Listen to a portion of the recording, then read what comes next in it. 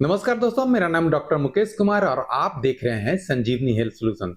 आज की इस टॉपिक में हम बताने वाले हैं कि अगर किसी व्यक्ति को एमडीआर है और वह दवा खा रहे हैं, बहुत सारे हमारे एमडीआर के पेशेंट जो हैं वो दवा तो खा रहे हैं, उनको अभी तक ये नहीं पता है कि शॉर्टर रेजिमेन क्या होता है और लॉन्गर रेजिमेन क्या होता है। दोस्तों, शॉर्टर रेजिमेन उसको कहते हैं जब आपका दवा स्टार्ट हुआ है, वो आपको बताए होंगे कि आपको 9 महीना की दवा चलेगी, तो 9 महीना से 11 महीने तक दवा चलता है, उसको शॉर्टर रेजिमेन कहलाता है। उसमें 7 तरह की दवाइयाँ खाई जाती है और किसी-किसी व्यक्ति को यानी कि किसी-किसी स्टेट में शॉर्टर रेजिमेन का दवा नहीं अवेलेबल होने की वजह से उन्हें लॉन्गर रेजिमेन का दवा दिया जाता है। तो लॉन्गर रेजिमेन में 5 तरह का दवा चलता है, तो आप थोड़ा-सा भी कन्फ्यूज़ ना होंगे कि हाँ, शॉर्टर रेजिमेन क्या है और लॉन्गर रेजिमेन क्या है। यहाँ पर तो मैं क्लियर कर दिया कि शॉर्टर रेजिमेन में 7 तरह का दवा चलाया जाता है। सबसे पहले 6 महीना जो चलता है वो बेडाकुलिन के साथ चलता है। बेडाकुलिन में 14 दिन आपको 4-4 टैबलेट करके चलाया जाता है और उसके बाद सप्ताह में 3 दिन दवा खिलाया जाता है बेडाकुलिन, जो कि सप्ताह में 2-2 टैबलेट करके 3 दिन दवा खिलाया जाता है। कभी-कभी हम समझ जाते हैं कि सप्ताह में 3 दिन का मतलब है कि अल्टरनेट डे खाना है। 7 दिन होता है एक सप्ताह में और हमें मात्र 3 दिन खाना होता है। तो बीच में एक बार 2 दिन का गैप होता है, तो यह भी कंफ्यूजन ना रहे कि हमको अल्टरनेट डे खाना है, एक दिन बीच करके खाना है, बिल्कुल नहीं। बेडाकुलिन आपका 14 दिन चलेगा, 4-4 कैप्सूल, उसके बाद सप्ताह में 3 दिन चलेगा। अगर सोमवार, बुधवार, शुक्रवार खा रहे हैं तो फिर सोमवार, बुधवार, शुक्रवार आगे चलेगा। अगर मंगलवार, बृहस्पतिवार और शनिवार खा रहे हैं तो फिर मंगलवार, बृहस्पतिवार और शनिवार चलेगा। यह तो हो गया कि हमें कौन-कौन सी दवा चलती है। यह लॉन्गर में भी चलता है और शॉर्टर में भी चलता है। वैसे किसी-किसी स्टेट में ही ऐसा है कि इन तीनों दवा में से कुछ-कुछ दवा नहीं है, तो आप बाज़ार से ले सकते हैं। एक दवा जो सबसे महत्वपूर्ण है, वह है साइक्लोसिरिन। साइक्लोसिरिन अभी बहुत सारे हमारे व्यूअर का यह कमेंट था कि सर साइक्लोसिरिन पिछले 1 महीना से मुझे नहीं मिल रहा है, जिस कारण मैं नहीं खा रहा हूँ, तो क्या इससे ठीक हो जाएगा? दोस्तों, इस कंडीशन में मैं क्या कर सकता हूँ? देखिए, हर एक दवा का रोल हर एक चीज़ के लिए है। भगवान भरोसे आप उसे छोड़ सकते हैं, क्योंकि अगर आप भी नहीं खरीद सकते उसको बाज़ार से, क्योंकि बाज़ार में अवेलेबल नहीं है। रिस्ट्रिक्टेड मेडिसिन है वो सब, तो आप बाज़ार से डायरेक्ट खरीद भी नहीं सकते, अवेलेबल भी नहीं है और सरकार भी नहीं प्रोवाइड कर पा रही है।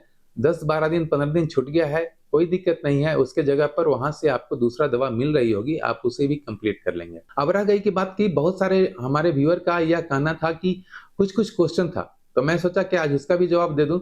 बहुत सारे व्यूअर का कहना है कि सर मेरा 3 महीना हो गया, क्या मैं अपने परिवार से अलग ही रहूँ? दोस्तों, अगर आपका दवाई खाते हुए 3 महीना हो गया है और तीसरे महीने में एक जाँच दिया जाता है फ़ॉलो-अप के लिए, फ़ॉलो-अप टेस्ट रिपोर्ट आने में 1 महीना, 1.5 महीना लग जाता है। लेकिन आप निश्चिंत होकर के, अगर आपको लग रहा है कि हाँ, दवा खाने से मुझे 10 से 15%, 20% सुधार है, जो शुरू में प्रॉब्लम था, उस प्रॉब्लम की मैं बात कर रहा हूँ।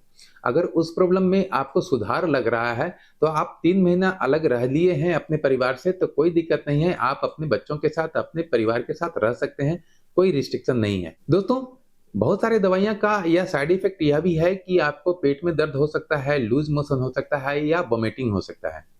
तो आपको वोमिटिंग के लिए एक दवा सिर्फ़ मैं बता रहा हूँ, पेरीनॉर्म। पेरीनॉर्म दवा हर एक जगह अवेलेबल है, हर एक मेडिकल स्टोर पे दवा अवेलेबल है। आप पेरीनॉर्म टैबलेट एक सुबह में खा लेंगे, उसके बाद दवा खाएँगे, तो कोई दिक्कत नहीं है। आपको उल्टी का महसूस नहीं होगा और उल्टी नहीं होगा। बहुत सारे हमारे व्यूअर ये भी कह रहे थे कि सर दवा को एक ही बार खाएँ कि दिन भर में खाते रहें? दोस्तों, दवा खाने का जो तरीका है वह यही है कि सुबह में नाश्ता कर लें, उसके बाद दवा आप 1-2 घंटे के अंदर कंप्लीट कर लें। लेकिन सभी व्यक्ति का इम्यूनो सिस्टम उतना अच्छा स्ट्रॉन्ग नहीं हो पाता है कि सभी टैबलेट को एक बार में वह पचा सके। तो ऐसा नहीं मैं कह रहा हूँ कि हाँ, आप सभी व्यक्ति को कि हर एक दवा को अलग-अलग टाइम पर खाएँ। जो लोग अगर पचा सकते हैं सभी दवा को एक बार में, तो आप 1 से डेढ़ घंटे के अंदर सभी दवा खा लें। जिनको कुछ-कुछ प्रॉब्लम हो रहा है, पेट में दर्द हो रहा है, बहुत ज़्यादा वोमिटिंग हो रहा है, नींद की कमी हो रही है और तरह-तरह की और भी कुछ प्रॉब्लम हो रहा है, तो वो लोग आप अपने दवा को डिवाइड करके खा सकते हैं। कहने का मतलब बेडाकुलिन को अगर 4 टैबलेट चल रहा है तो उसको 2 टैबलेट, 1 टैबलेट के रूप में खा सकते हैं। यानी कि सुबह में 2 टैबलेट खा लिए, दोपहर में 1 और शाम में 1। अगर 2 टेबलेट खा रहे हैं तो सुबह और शाम एक-एक खा लिए। यह सब प्रक्रिया तब करना है जब आपको कुछ मेजर प्रॉब्लम हो रहा है, मेजर साइड इफेक्ट हो रहा है। ऐसा बिल्कुल नहीं समझेंगे कि हाँ, ये सभी व्यक्ति को ऐसा करना है। वैसे व्यक्ति ही दवा के डोज को तोड़ कर के खाएँगे। कहने का मतलब कि अगर 750 एमजी साइक्लोसिरिन चल रहा है तो हम सुबह, दोपहर, शाम भी खा सकते हैं। किनके लिए? जिनको उससे ज़्यादा प्रॉब्लम हो रहा है। साइक्लोसेरिन में जनरली जानते ही हैं डिप्रेशन के शिकार हो जाते हैं लोग, किसी-किसी को सुसाइडल टेंडेंसी भी हो जाती है। उसके बारे में बिल्कुल सोचना भी नहीं है। आप दवा के डोज़ को अगर आगे-पीछे कर लेंगे तो कोई टेंशन नहीं होगा। आप बिल्कुल आराम से सभी दवा को कंज़्यूम कर सकते हैं। दोस्तों, अब जो तीसरी दवा है वह है लिनेजोलिड। लिनेजोलिड के वजह से हमारे शरीर में उसका ऐसा साइड इफेक्ट होता है कि जिससे हमारा हीमोग्लोबिन कम होने लगता है। हम हीमोग्लोबिन की अगर जांच करा लिए हैं और उसमें देख रहे हैं कि 10 ग्राम से अगर कम है, अगर महिला हैं और 10 ग्राम से कम हो रहा है, 9 ग्राम है, 8 ग्राम है, तो आप लिनेजोलिड के डोज को भी 2 बार में करके खा सकते हैं। बंद नहीं करना है बल्कि उसे 2 बार में खा सकते हैं। कभी-कभी किसी-किसी व्यक्ति को थायराइड का प्रॉब्लम हो जाता है। आप एक बार टीएसएच का जांच अपने हिसाब से करा लें। उसमें टीएसएच अगर आपको बढ़ा हुआ आ रहा है तो नो डाउट आपको टीएसएच के लिए भी एक थायरॉक्सिन टैबलेट आता है। आप देख लें अगर टीएसएच बढ़ा हुआ है तब थायरॉक्सिन टैबलेट आता है। कितना बढ़ा हुआ है उसके हिसाब से 25 एमसीजी, 50 एमसीजी या फिर 100 एमसीजी आपको खाना पड़ सकता है। दोस्तों, चौथी जो दवा है वह है क्लोफाजिमिन। क्लोफाजिमिन की वजह से सबसे जो बैड साइड इफेक्ट है उसका वह यही है कि हमारे शरीर को वह काला कर देता है। खास करके सबसे ज्यादा असर जो होता है वह चेहरे पर होता है। स्किन पर उसका रैशेस आ जाते हैं, रेडनेस आ जाता है, बहुत फोड़ा-फोड़ा टाइप का स्किन पे आ जाता है, चेहरे पे आ जाता है, किसी-किसी का ब्लैकनेस बहुत ज़्यादा हो जाता है।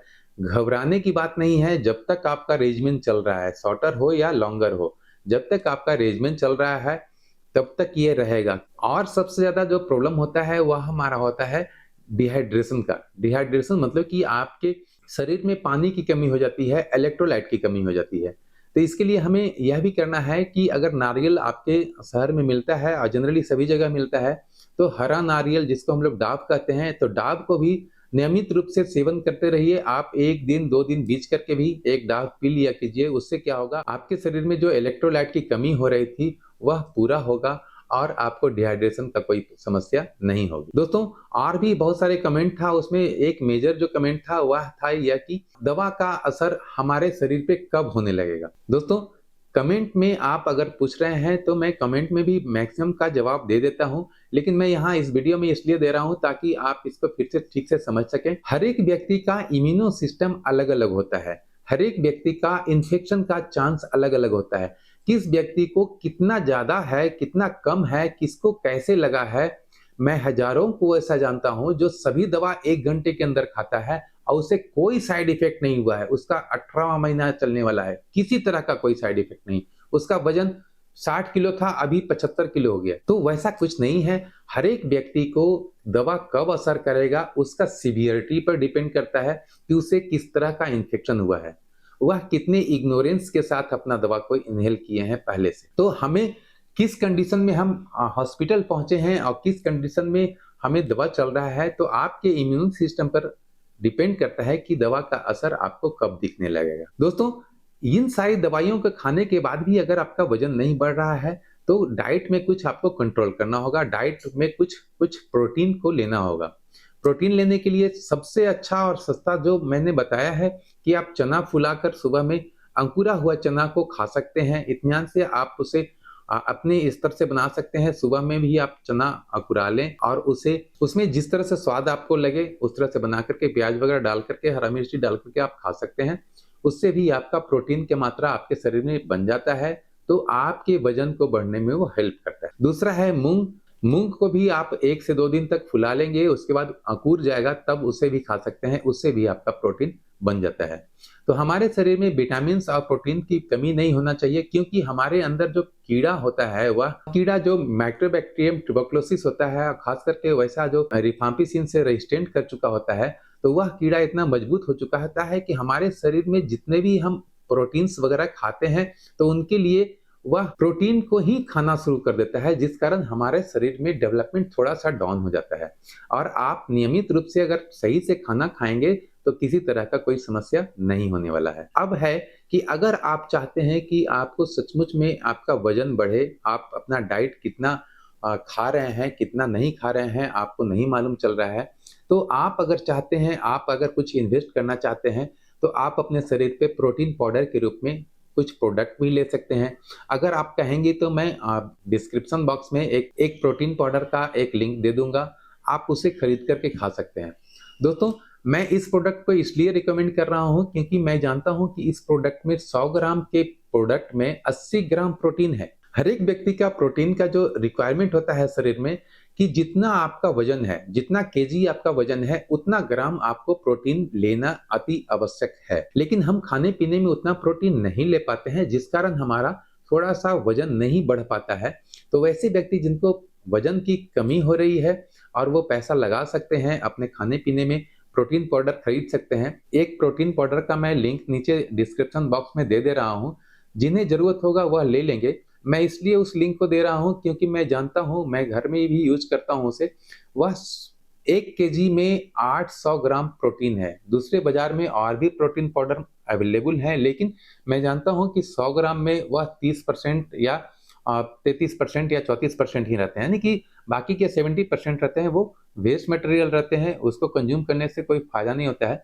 तो मैं तो रिकमेंड करूँगा कि ज़रूर आप प्रोटीन पाउडर का इस्तेमाल करें। मैं जो रिकमेंड कर रहा हूँ ज़रूरी नहीं कि आप वही लें, क्योंकि उससे मेरा कोई लेना-देना नहीं या कोई पेड प्रमोशन नहीं है। लेकिन बहुत सारे व्यक्ति का यह रिक्वेस्ट था, तो मैं सोचा कि एक बार आपको यह प्रोवाइड कर दूँ। शायद 1 किलो का दाम 25-2600 रुपए आता है। हाफ केजी का भी ले सकते हैं, हाफ केजी भी का भी है उस कंपनी का, 200 ग्राम का भी है। आपको जितना बजट है उसके हिसाब से उस प्रोटीन पाउडर को, और जितना केजी आपका वजन है उसके हिसाब से उतना ग्राम लेना है। उसमें एक चम्मच होता है 10 ग्राम का। आप 10 ग्राम यानी कि 80 केजी अगर हैं तो आपको 1 चम्मच पूरा लेना है, यानी कि 80 ग्राम मिल जाएगा आपको। और अगर आप 50 केजी है तो आधा चम्मच खा करके भी आप काम चला सकते हैं और आप अपनी बॉडी में एनर्जी ला सकते हैं। तो हमारे एमडीआर के टीवी में खाने-पीने में प्रोटीन का बहुत ज़्यादा रोल है। इसके अलावा अगर आप इन सब प्रोडक्ट नहीं भी लेना चाहते हैं तो आप मीट खा सकते हैं, चिकन खा सकते हैं, अंडा खा सकते हैं, मछलियाँ खा सकते हैं। अगर समुद्री के किनारे रहते हैं तो समुद्री मछलियाँ भी अगर खाते हैं तो उससे भी आपका प्रोटीन बन जाता है। तो हमारे शरीर में आप समझ लीजिए कि आपका जितना वेट है उतना ग्राम आपको प्रोटीन चाहिए, वह डेली बेसिस पे चाहिए, तभी ग्रोथ हो पाएगा। तो दोस्तों, आप अगर चाहते हैं कि अपना वजन बढ़े तो आप इन सारे चीज़ों को खा सकते हैं, अपने वोमिटिंग को रोक सकते हैं। और भी आपको अगर लगता है कि कुछ क्वेश्चन है आपके मन में, तो आप बेझिझक कमेंट बॉक्स में ज़रूर लिखें, मैं उसे 100% क्लियर कर देता हूं, जैसा कि आप देखते ही होंगे हमारे वीडियो पे। दोस्तों, उम्मीद है वीडियो अच्छा लगा होगा, और अच्छा लगा है तो वीडियो को लाइक करें, सब्सक्राइब करें, अगर चैनल पर नए हैं तो बेल आइकन को दबाकर ऑल नोटिफिकेशन ऑन कर लें, ताकि भविष्य में आने वाला हर वीडियो आप तक सबसे पहले पहुंच सके। दोस्तों, इंस्टाग्राम का आईडी मैंने डिस्क्रिप्शन बॉक्स में दे रखा है, ताकि आपको अगर किसी तरह का क्वेश्चन है तो वहां पर भी आप मुझसे कांटेक्ट कर सकते हैं। डायरेक्ट कॉल ना करें, प्लीज प्लीज प्लीज, मैं कह रहा हूं डायरेक्ट कॉल ना करें। जो भी प्रॉब्लम है, अगर नंबर मेरा आपके पास है तो आप व्हाट्सएप करें, मुझे जब भी फुर्सत होती है मैं आपका जवाब जरूर देता हूं। इसके बाद भी अगर आपके पास किसी भी तरह का क्वेश्चन है तो कमेंट में जरूर लिखें, मैं उसका जरूर जवाब दूंगा। दोस्तों, मिलते हैं अगले वीडियो में, तब तक के लिए जय हिंद, जय भारत।